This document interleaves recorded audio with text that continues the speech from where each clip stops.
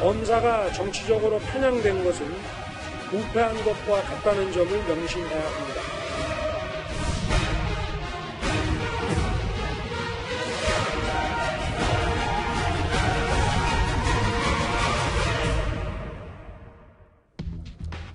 자, 지금부터는 청와대 선거 개입 의혹에 대해 자세하게 짚어보겠습니다. 지난주 금요일 저희 뉴스탑10에서는 동아일보에 공개된 공소장 전문을 바탕으로 검찰이 이번 사건을 왜 기획된 부정선거로 보고 있는지 자세하게 전해드린 바 있습니다. 검찰의 이런 판단 배경에는 박형철, 당시 청와대 반부패 비서관의 자백도 영향을 미친 것으로 보입니다. 네, 오늘 이 관련된 소식 소개해주기 위해서 두 분 모셨습니다. 자, 김태현 변호사. 네. 이 박형철 전 비서관 이야기에 앞서서 먼저 공소장 내용을 좀 꼼꼼하게 살펴보면 관여 또는 개입 이런 말 대신에 지시라는 말이 여러 차례 등장한다고 합니다. 38번 나왔다고 하는데요. 이건 어떤 의미가 있는 겁니까? 그러니까 보면 개입이나 관여, 지시 다 이제 어떤 범죄 행위에 좀 가담했다는 의미잖아요. 예. 근데 단어 뉘앙스가 좀 달라요. 그러니까 개입이나 관여라는 거는 어느 정도 그냥 발만 담궜다 이렇게 쉽게 생각할 수 있는데 네. 지시라고 하면 우리가 이제 형법상으로 보면 교사범 얘기할 때 지시라는 얘기를 쓰거든요. 타인에게 범죄 행위를 지시한 자를 교사범이라고 합니다. 예. 단순히 그냥 개입하거나 관여한 정도를 가지고 우리가 교사라고 하진 않아요. 그렇다고 보면 앞으로 향후에 총선 이후에 검찰이 이 수사를 어디까지 확대할지는 지금으로서 단언할 수는 없지만 우리가 앵커 얘기한 대로 단순히 개입이라든지 뭐 보고를 받았다, 관여했다, 그냥 어느 정도 알고만 있었다가 아니라 지시라는 단어를 썼다라는 건 그 지시자에 대해서 향후에 수사를 좀 확대해서 교사범, 그러니까 공범 관계로 추가 기소할 가능성을 현재로서는 그 가능성을 배제할 수 없다 정도로만 일단 정리하시면 될 것 같습니다. 네. 짧게 좀 보태면요. 그런 것도 있지만 지시를 받은 사람 입장에서 보면은 그것이 지시로 느껴질 정도로 내가 거부하기 힘들었다. 이런 거를 압력처럼 느껴졌다. 예, 압력으로 느꼈다. 이런 거를 좀 더 명확하게 하기 위해서 그런 거 아닌가 이런 생각도 듭니다. 그렇군요. 자, 이 박형철 비서관이 누구냐 하면 윤석열 검찰총장과 함께 굉장히 가까운 사이로 알려져 있죠. 관련된 영상 준비했습니다. 검사장님께 보고를 드릴 수가 없어서 박형철 우리 부팀장 공공형사부장한테 보고서를 준비해서 보고를 드릴 수 있도록 준비를 해놓으라고 지시를 했습니다. 여기도 지시가 나오네요. 장혜천 평론가. 자, 이 박형철 전 비서관은 대검 공안 이과장 출신으로 이 손꼽히는 선거법 전문가로 꼽힌다고 합니다. 근데 어쨌든 본인에게도 치명적이 될 수 있는, 본인도 기소가 됐고 잘못하면 이 법적 처분을 져야 되는 부분에 있어서도 이렇게 얘기를 했다는 거 어떻게 해석해야 될까요? 우선 두 가지 이유를 들어서 분석을 조금 하고 싶은데요. 첫 번째로 공안검사 출신이기 때문에 무엇보다 선거법 관련 전문가입니다. 검찰의 수사 관련 내용이나 공소장 내용들을 보게 되면 이게 부정한다고 해서 빠져나갈 수 있는 사실이 아니라는 걸 박형철 전 비서관은 누구보다 잘 알지도 몰라요. 왜냐하면 본인이 공안검사 출신의 전문가이기 때문에. 그렇다면 끝까지 잡아떼는 것보다는 이 불법성을 인지하면서 진술에 협조하는 것이 본인의 재판에서 조금 더 유리하게 작용할 가능성이 높다. 이런 실리적 판단을 아마 조금 내린 것으로 보여지고요. 네. 두 번째는 지금 박 전 비서관이 이게 위법인 걸 알고 있었지만 백원우 전 비서관 등이 부탁했기 때문에 거절할 수 없었다고 합니다.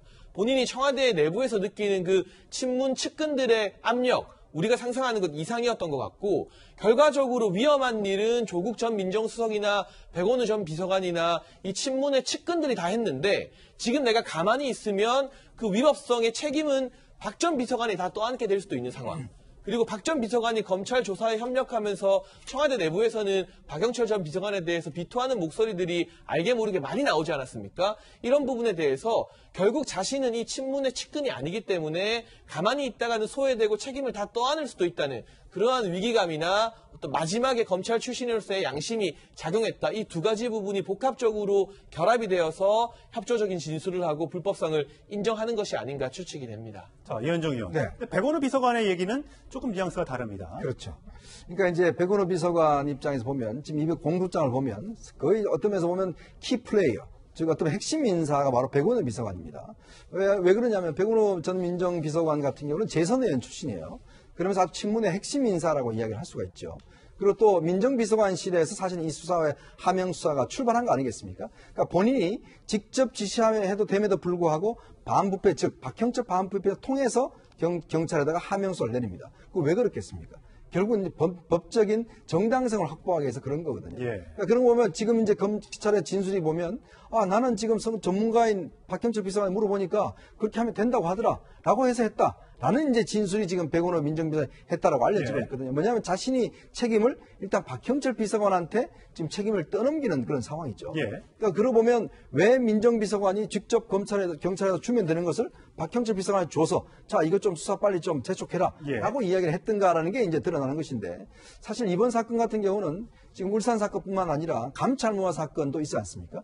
그것도 보면 대부분 박형철 비서관의 진술을 통해서 혐의가 이제 드러난 거거든요. 거기도 또 백원호 민정비서관이 또 들어가 있습니다. 자, 그러면 이제 앞으로 아마 두 명이 법정에 가서 굉장히 다툼이 클 겁니다. 즉, 어떤 면에서 보면 누가 주도했느냐, 누가 핵심 범인이냐. 지금 박형철 비서관 같은 경우는 그 사람이 실세고 재선의원이기 때문에 지시를 무시할 수가 없었다라고 지금 압박으로 이야기를 하고 있는 것이고 백원호 비서관은 내가 물어봤는데 전문가한테 그렇게 해도 된다 그러더라 라고 해서 했다라고 이제 이야기를 하고 있는 거거든요. 자, 과연 이 주장을 판사가 어떻게 받아들일지 앞으로 주목될 것 같습니다. 그렇군요.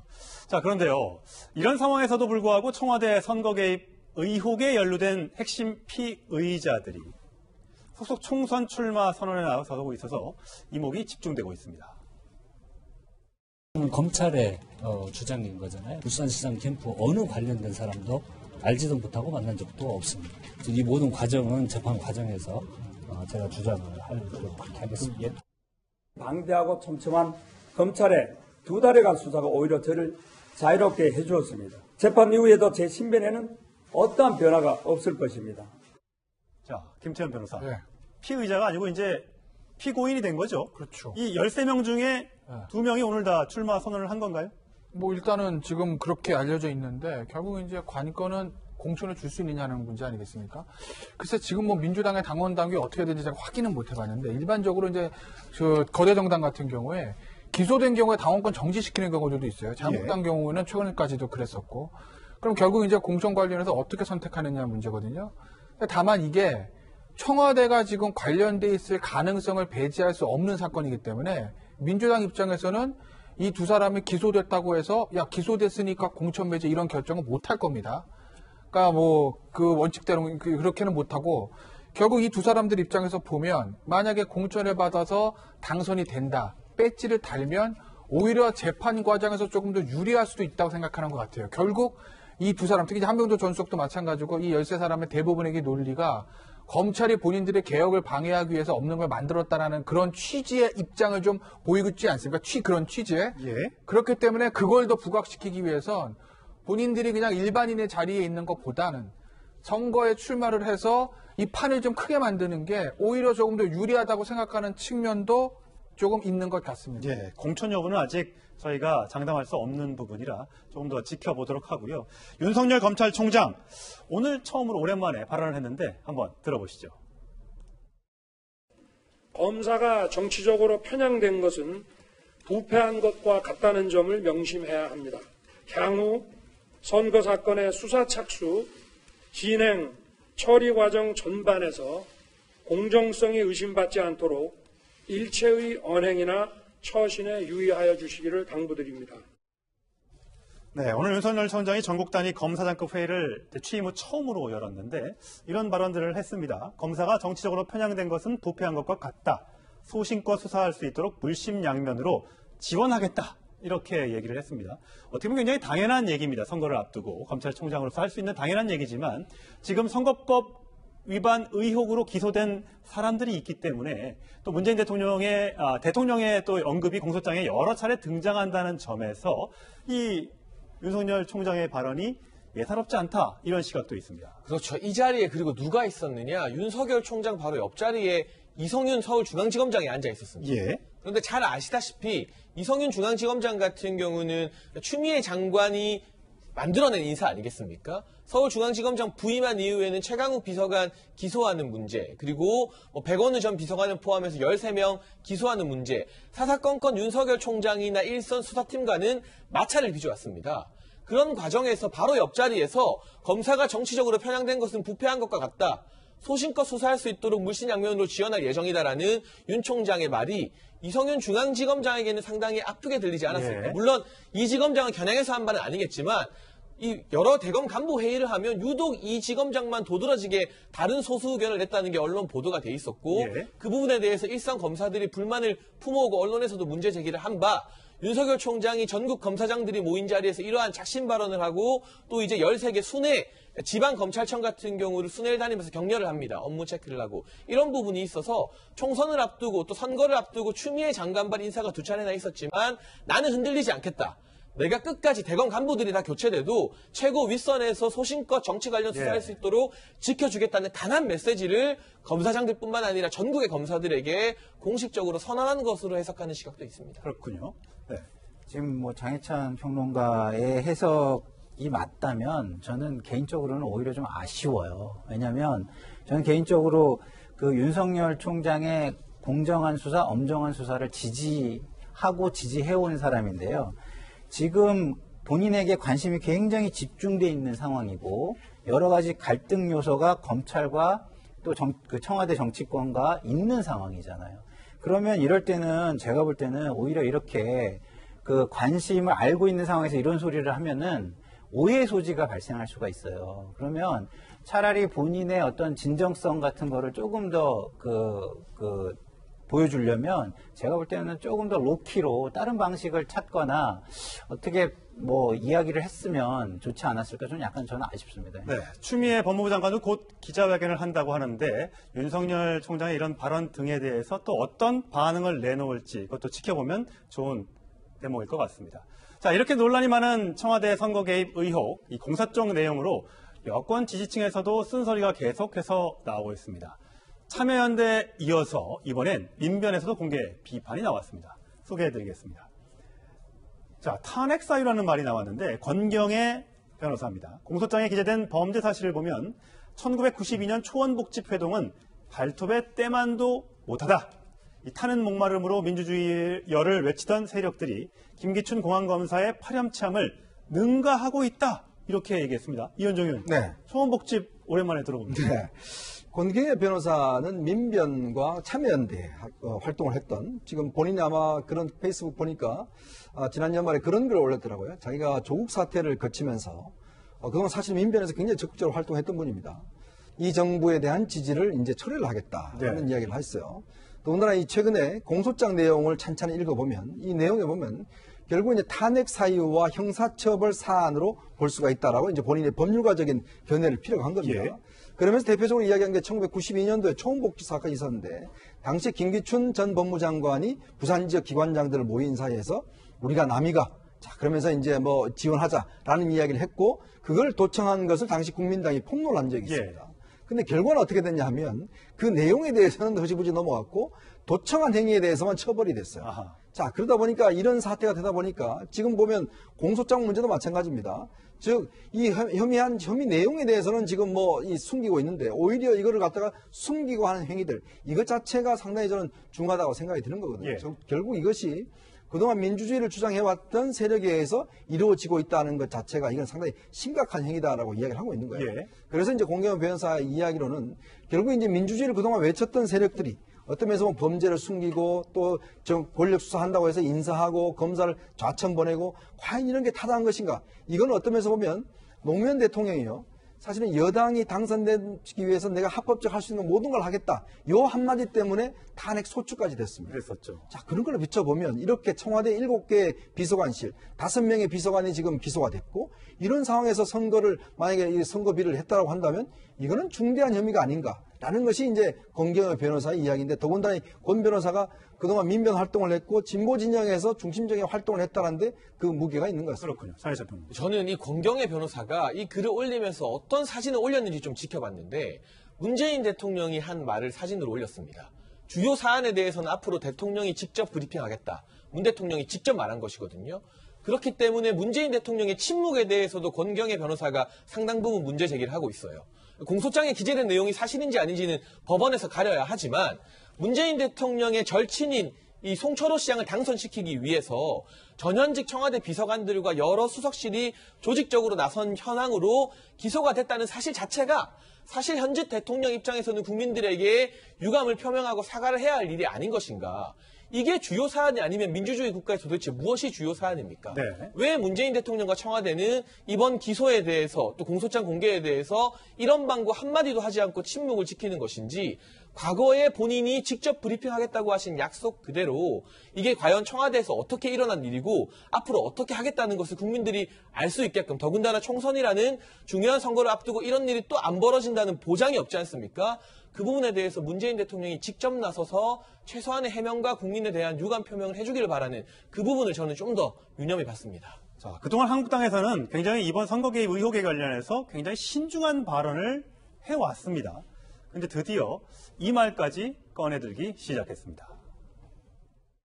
공소장은 윤석열 검찰이 역사에 남기는 문재인 정권의 국정농단 실록이며 국민께 고하는 문재인 정권의 집단 범죄 고발서입니다. 문재인 대통령이 선거 공작의 몸통으로 확인되면 우리 자유한국당은 곧바로 탄핵을 추진할 것입니다. 네, 드디어 이제 탄핵 얘기까지 나왔습니다. 뭐 이제 총선이 앞두고 있기 때문에 이제 총선 앞두고 이제 지지층의 결집이 아니겠습니까? 그리고 이제 자유한국당 입장에서 보면 사실은 이게 굉장히 큰 사건인데 지금 뭐 이 코로나 바이러스 때문에 조금 이제 뉴스의 비중이 좀 묻힌 감이 없지 않아 있어요. 예. 그러니까 자유한국당 그 불씨를 좀 총선 앞두고 살리기 위해서 탄핵 카드까지 꺼낸 거예요. 그러니까 탄핵을 하기 위해서는 사실은 최소한 과반 이상 발의, 과반 발의, 제적 3분의 2. 그럼 어떻게 해야 되죠? 자유한국당이 뭐 통합신당 하면 이게 최소 과반은 넘어야 이제 탄핵 추진할 수 있거든요. 결국 이제 유권자들한테, 특히 이제 보수 유권자들한테 우리한테 과반의 의석을 달라는 그런 얘기인 거죠. 예. 근데 넘어야 할 사안이 많습니다. 총선 이겨야 됩니다. 그 다음에 박근혜 전 대통령 때 되면 보면 박근혜 전 대통령 조사는 안 됐지만 공범인 최순실 씨의 공소장에 박근혜 당시 대통령과 공모관계 이게 있기 때문에 그걸 근거로 탄핵을 시작했던 것이거든요. 근데 지금 공소장에는 문재인 대통령이 뭐 관여돼 있을 것으로 보이는 게 명백하게 나와 있는 건 아니에요. 예. 그러니 아직 자유한국당의 탄핵을 추진하기 위해서는 아직 갈 길은 멀다. 근데 다만 총선을 앞두고 좀 지지를 호소하는 측면에서 좀 강한 말들이 좀 나온 것 같습니다. 그렇군요. 사실 아까 말씀하셨다시피 민변이나 참여연대 등은 문재인 대통령의 든든한 후원 세력이었습니다. 정의당도 마찬가지인데요. 정의당 심상정 대표가 오늘 이런 발언을 했습니다. 법무부는 독단적 비공개 방침을 철회하기 바랍니다. 법무부가 이런 월권을 행사하는 것이 시대적 소명인 검찰개혁의 정당성을 흠집내는 빌미가 될 수 있다는 점을 명심하기 바랍니다. 사실 이현정 의원, 오늘 저 심상정 대표의 발언은 삼성바이오 회계 부정 사건과 관련해서 왜 그 공소장을 공개 안 하는지, 공소장 공개해라! 라는 얘기에서 나온 공소장 공개 얘기지만, 마침 미묘하게 청와대 하명수사 논란 의혹과 관련해서 연관이 있는 것 같습니다. 이제 어떤 면에서 보면 지금 추미애 장관의 방침이 앞으로 이제 곧 나올 게 뭐냐면 삼성과 관련된 공소장이 하나가 있고요. 예. 또 세월호 특조위와 관련된 공소장이 또 있습니다. 자, 이거 원칙을 따지면 이제 공개 못 합니다. 예. 자, 그러면 누구한테 유리하겠습니까? 사실은요, 이 어떤 면에서 보면 공소장이 그냥 공개돼 버렸으면 어떤 면에서 그냥 저는 이렇게 큰 논란은 크게 없었을 거예요. 근데 오히려 추미애 장관이 한편으로 보면 이 어떤 사람들의 궁금증을 증폭시키는 원인이 있어요. 예. 자, 이 공소장에 도대체 뭐가 있을까라고 해서 사실은 동아닷컴에 들어가서 실제로 많은 분들이 그걸 보셨더라고요. 예. 다들 꼼꼼히 읽어보시고 오히려 더 흥행을 했던 그런 측면이 있어요. 그래서 여당 의원들도 만나보면 정말 굉장히 괴로워하고 있어요. 왜냐하면 이 사안 자체가 어쩌면 선거의 중요 이슈화 돼버리고 예. 또 추미애 장관의 행동이 지금 보면 아시겠지만 민변, 참여연대 그다음에 지금 정의당마저도 지금 사실은 이거는 비판하고 있는 지점이거든요. 고립화되어 버렸다는 거죠. 또 하나는 검찰을 약자로 만들어 버렸어요. 즉 예전 같으면 검찰이 너무한 거 아니야? 검찰이 13명에 한꺼번에 기소하고 너무 권력을 부리는 거 아니야? 이런 모드였는데 오히려 추미애 장관은 어떤 면에서 강자가 되어버리고 검찰은 약자가 되어버리는 구도가 만들어지다 보니까 선거 이슈로도 굉장히 어떤 면에서 보면 야당한테 유리한 이슈가 돼버렸습니다. 예. 그래서 여당 일부에서는 정말 추미애 장관이 정말 우리 여당표 맞느냐 이런 이야기까지도 나오고 있는 것 같습니다. 네, 과연 이 청와대 하명수사 의혹이 어디까지 가게 될지 지켜보는 국민들 입장에서는 굉장히 흥미진진하실 텐데 아마 당사자들은 피가 마를 것 같습니다.